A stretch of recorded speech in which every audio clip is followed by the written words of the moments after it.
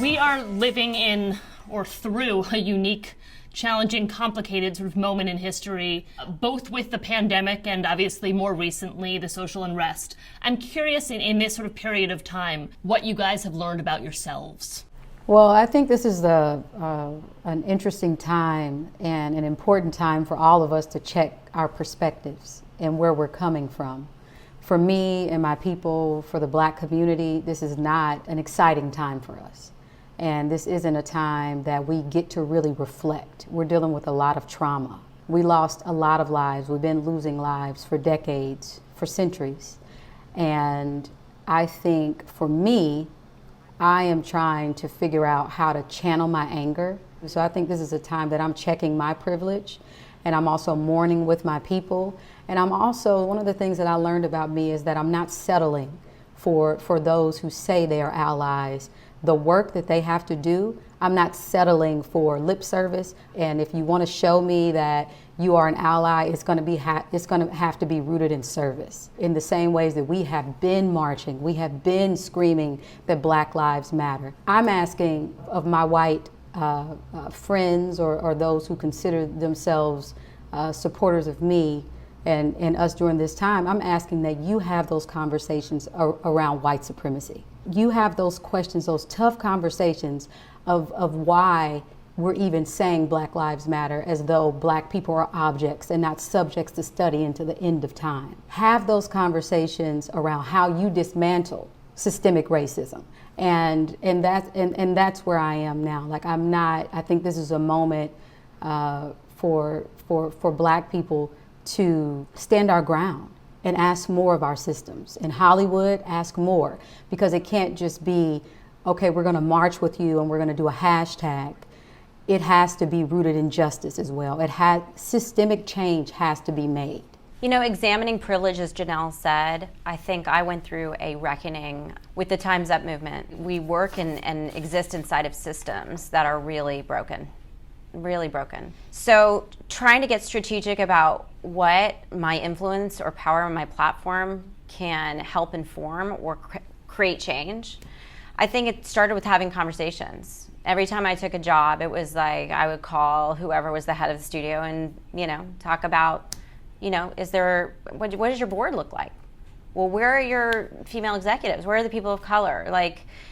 Starting to ask more questions about how does the money flow through companies? What kind of representation at my agency? Was there fear with those questions? Were you nervous to ask those kinds of questions? Absolutely, because I'd never questioned anybody before. I'd never spoken up or asked anything before. I just accepted systems. And I was, at the time, I think I was 40 years old or 41, and I was like, what am I doing? If I don't use this one walk on earth to create a better reality for the women that are coming after me, what are we doing? And I've been very privileged. I've been the beneficiary of a system that valued people who look like me. I've made a lot of movies. I can make a lot of movies, but I want to make things that matter, and I want to work in partnership and real partnership with people who are committed to change within our industry, within the world, within their communities and their families. And I think that means empowering women and getting women paid. That's something I like to talk about a lot. So we're part of those systems, and we can ask a lot of questions, and we should, and we need to. I think also having the time to be alone and not distracted has been almost divine timing in terms of the order of which, how everything is unfolded. And that, I think, is kind of a blessing in this COVID pandemic. There wasn't any chance for people to distract going back to work or going out to dinners or whatever. We were all pulled together. It feels extremely unifying and kind of oddly beautiful what I've been witnessing in human beings. It's extraordinary. The resilience, whether it was the pandemic or the social unrest, how everyone pulls together, it has been stunning to watch. I feel like because it's happening now, we have now the time to properly consider it and seriously have the time to see what everyone can do about it. And if it hadn't, I'm sure people have said, like, do you think it would have happened if COVID hadn't happened? And I feel, unfortunately, not. No, I agree think with you. the tipping point is something to do with the fact that everyone has the time and the space to actually change the society. The fact that this particular instance is having such a worldwide effect, I think is something to do with the other. It was definitely tied up with the pandemic, I think. But it's extraordinary living through history. We're very privileged. You guys feel like you'll make different choices at the other side of this, whether it's the stories you choose to tell or the characters you choose to inhabit? I want the freedom like all of my favorite, actors who get an opportunity to do fantasy, do sci-fi, do drama, do all these things. I want to see more scripts where you're writing for the human. You're not pushing me to be a stereotype of what you think blackness is. Your role in Homecoming was written without an ethnicity attached. Yeah, this was the first script where it didn't specify urban or black. And I obviously am very proud of who I am and where I come from. I will say, in addition to that, there was just an amount of freedom that I felt like I had. I felt like I wasn't, I didn't have to live up to some stereotype of what you think, represents or what black people can be. I felt free in that role. And what I loved about this character is that Jackie is such a chameleon. She wakes up in the middle of this boat with no memory. She doesn't know who she is, what happened to her, and so you go on this journey of self-discovery. She's trying to uncover her identity. And, I didn't want to play her one note. I didn't want to play her disoriented the entire time. Wakes up, doesn't know, oh my God. It was like, no, how can I really deal with the frustration of one not even being able to remember?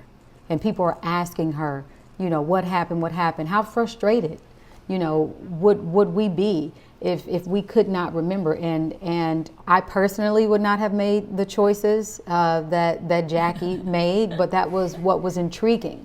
It was great, though, being able to mastermind with another woman on screen to take down the patriarchy, to buck that system, and to be in those positions of power. But then it's like, how much are we willing to risk to gain power? What does that actually feel like when you use the same logic as those men to get to where you are? I want that freedom, and that's what I'm focusing on right now in my career, is how we can put forward more films and television shows that show our range, that show our brilliance in many areas, and show us as human beings, complete human beings. Zendaya, one of the things I've heard you say in the past is that you've told your representatives, even if the part calls for a white girl, put me up for it, get me in the room. Being, a light-skinned woman, to recognize my privilege in that sense as well, and make sure that I am not taking up space where I don't need to, that I think has been a choice for myself. But yeah, I mean, when roles came through, Rue had no description either.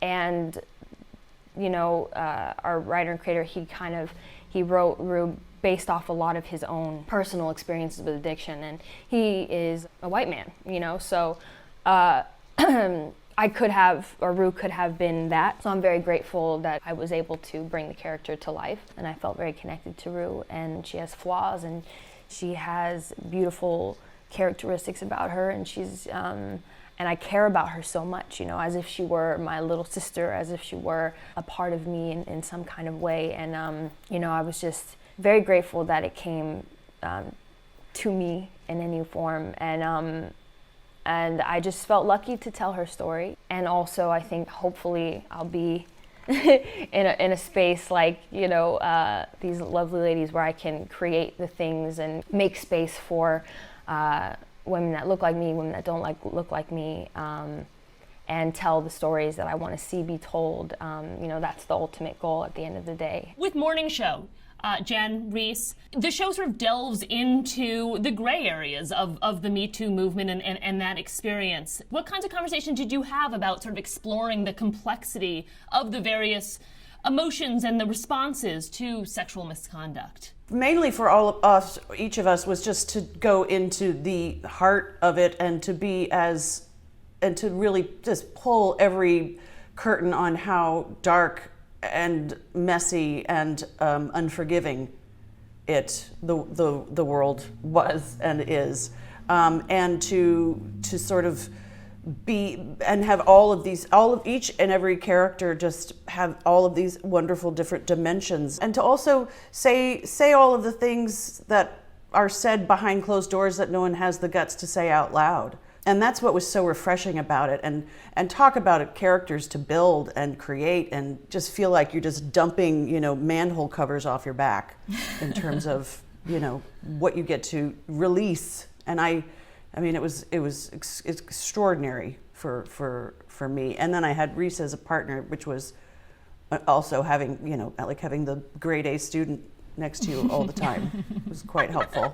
I mean, your prep and everything, she came in just like ready with that journalist voice, and I was like, where did you get that journalist voice? She's like, I've been preparing it for 8 weeks.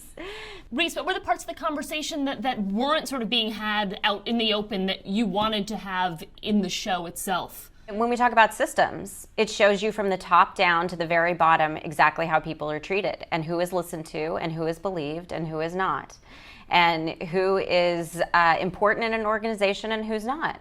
And media is its own mixed bag, I think it's a bizarre world we live in that we don't even know where to get the truth anymore, right? And then Twitter's going a million miles an hour with all kind of false sources and information. And it was really interesting to dig into that journalistic integrity piece too. Like, what is your obligation to education now? Do you have one? Or is it all just about clicks and links? And where is the moral integrity in that business? That was kind of an interesting question to dig into. Helen, I want to talk to you about taking on this role of Prince Margaret. And if I have this right, it wasn't immediate yes. At the beginning, it was terrifying. Everyone was terrified on the first 2 weeks. Then you relax. But the other thing was I have to see a script and I have to respond to the words. So they were kind of shocked that I wouldn't just take it. I think Morgan thought I was sort of insulting them, and I wasn't. It wasn't to do with the fact that I didn't believe it wasn't going to be a great script, but I just needed to know whether I could do it. And it's like meeting someone. You have to see it on the page and go, how can I play this? And so as soon as you begin to trust yourself, you think, oh yeah, that was why I took so long. It wasn't a lack of faith in them, it was a lack of faith in myself.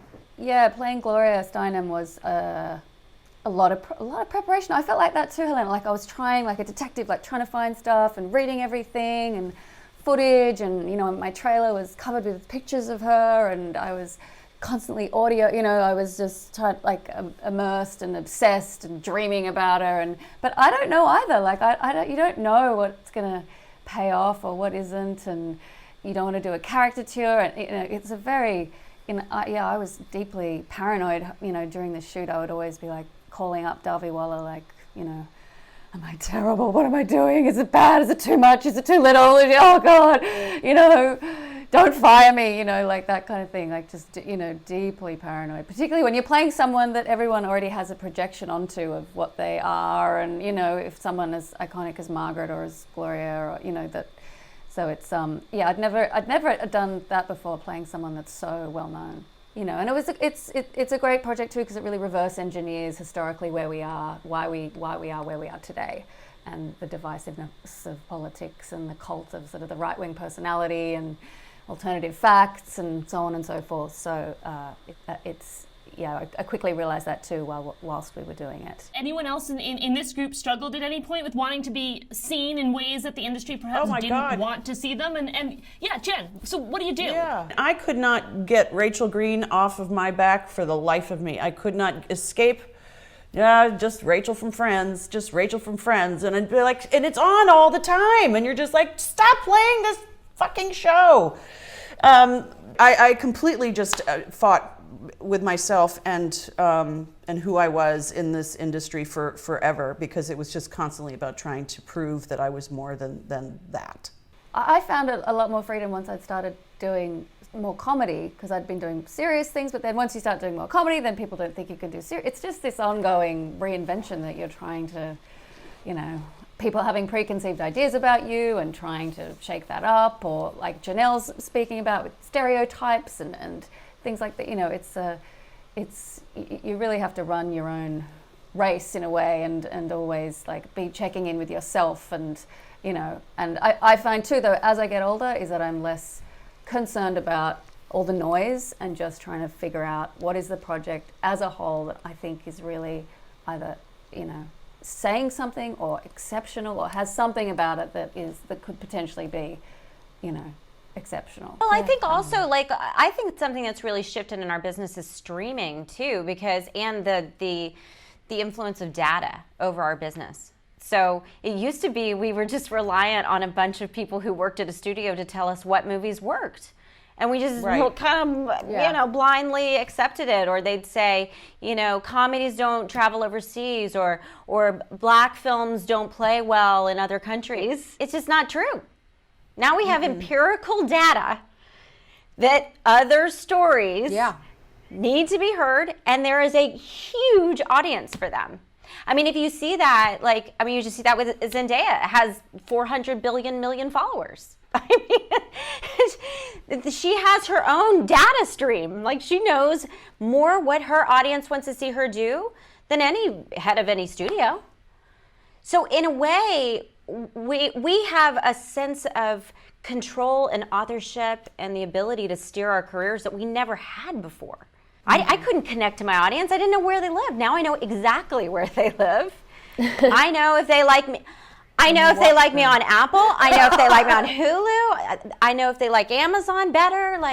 It was greatly empowering. This information age has, brought on a lot of yucky stuff, but it's also brought on this liberation that we are able to connect, and we know we matter.